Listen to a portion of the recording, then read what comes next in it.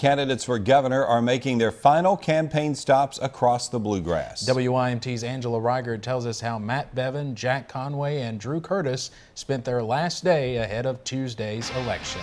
Angela?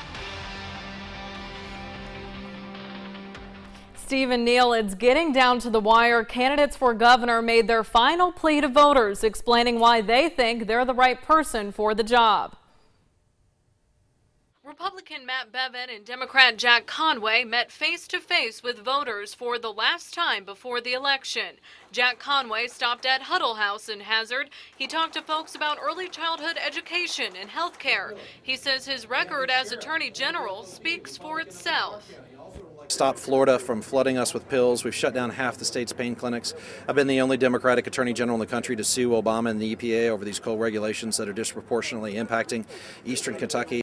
Meanwhile, Matt Bevin made a stop in Lexington. He says he stands for Kentucky values and told voters as governor he would address what he calls the pension crisis.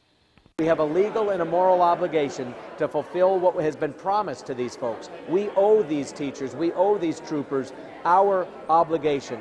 Independent Drew Curtis campaigned on social media today, hoping to rack up some last-minute votes. In the last Bluegrass poll, Conway had a 5-point lead over Bevin, 45% to 40%, with Drew Curtis far behind. Now it's up to voters to decide.